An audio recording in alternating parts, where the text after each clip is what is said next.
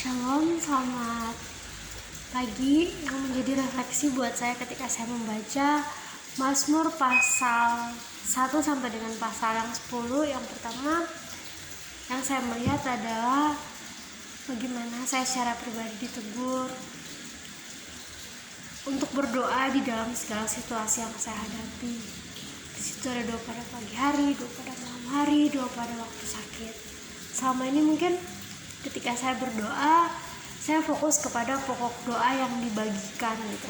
Misalnya bangsa dan negara, kampus, atau lain sebagainya. Saya cenderung menjadikan pokok doa pribadi itu hal yang paling terakhir dan yang waktunya paling singkat. Ketika saya berdoa bersama di pagi hari sama teman-teman, atau saya berdoa bersama di malam hari bersama teman-teman, saya menyadari bahwa saya selalu menjadikan porsi doa bagi diri saya sebagai porsi doa yang paling kecil.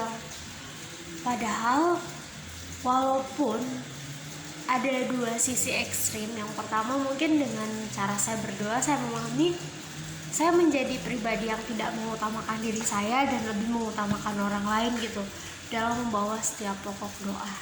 Tetapi di sisi lain ternyata yang rada bermasalah ketika saya baca Mazmur ini, ternyata doa pribadi atau mencurahkan isi hati di hadapan Tuhan dalam porsi yang panjang atau porsi yang banyak itu juga penting gitu.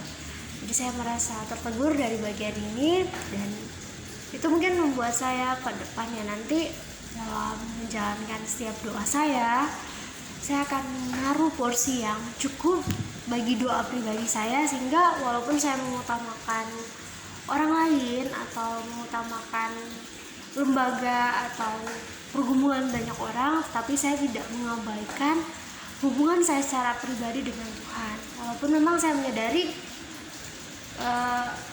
saya ngasih tahu ke Tuhan ataupun tidak, Tuhan mengerti saya, Tuhan tahu apa yang saya alami, Tuhan tahu apa yang terjadi dalam hidup saya.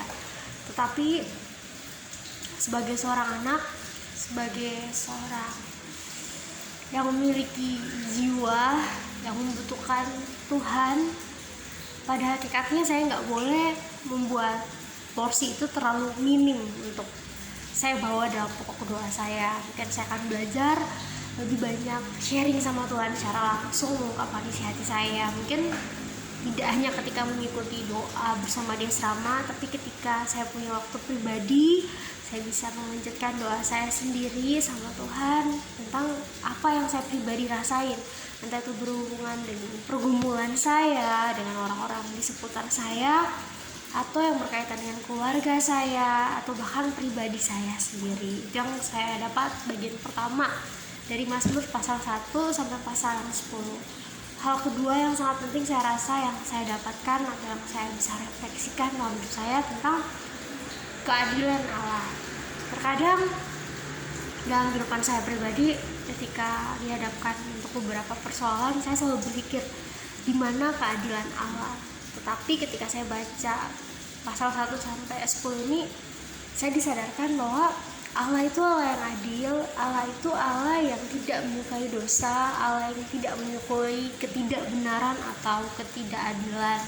Jadi saya nggak perlu ragu gitu kalau misalnya saya secara pribadi diperlakukan tidak adil, entah itu oleh dosen dalam hal pemberian nilai, yang terkadang selama ini itu membuat saya sedikit gondok di hati ya, kalau misalnya kok teman saya ngerjainnya segini, dia mungkin kurang usaha ketimbang saya yang saya rasain, tapi kok nilai saya kurang. Terkadang saya gondok, saya merasa dosennya nggak adil, mungkin mempertanyakan kepada Tuhan gitu. Padahal kan secara kasat mata saya lihat dosennya ya orang yang kenal Tuhan, tapi kok dalam bersikap, bertingkah laku sebagai gambar Allah tidak mencerminkan keadilan.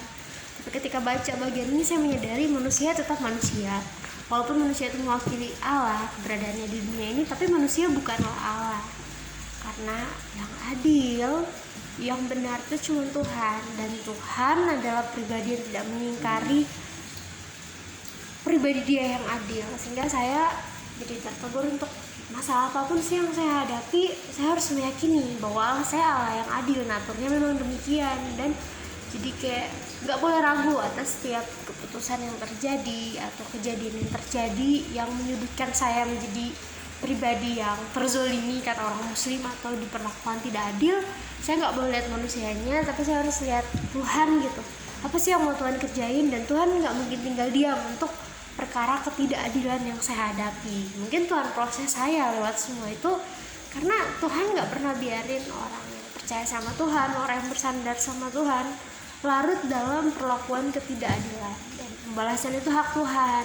Jadi saya ditegur untuk tidak punya dendam sama sekali. Kenapa? Seharusnya ketika diperlakukan tidak adil, yang saya lakukan berdoa, berserah sama Tuhan, minta kekuatan dari Tuhan. Saya secara pribadi banyak pengalaman di masa lalu yang dulu mungkin ketika saya diperlakukan tidak adil, saya lebih kayak mengingat untuk tunggu suatu saat nanti gitu kan, kayak gitu di SCT, atau saya berdoanya sama Tuhan ngeluh gitu. Tapi ketika baca bagian ini saya diingatin lagi loh, selama ini mungkin saya udah mulai memperbaiki bagian ini, dan lebih diteguhkan lagi ketika saya baca Mazmur pasal 1-10 ini untuk menyadari Allah yang adil. Maka saya nggak perlu khawatir diperlakukan seperti apapun oleh orang lain, setidak adil apapun oleh orang lain. Tuhan nggak pernah tinggal diam kok. Tuhan yang akan membela perkaraku. Udah tugas saya, tugasku secara pribadi, dia berdoa sama Tuhan, ungkapin apa yang aku rasain, karena Allah pribadi yang mendengar gitu setiap keluh kesah saya. Daripada saya ngedongkol, saya benci orang, mending saya ungkapin ke Tuhan. Itu yang saya pahami yang dibagiin dari bagian ini, dan saya sangat bersyukur. Itu membuat saya lebih dikuatkan untuk setia dalam pelayanan yang saya kerjakan walaupun diperlakukan tidak adil, karena Tuhan saya Tuhan yang luar biasa setia. Ataupun dalam perkuliahan yang saya kerjakan, ketika merasa diperlakukan tidak adil, saya boleh tetap setia. Terima kasih.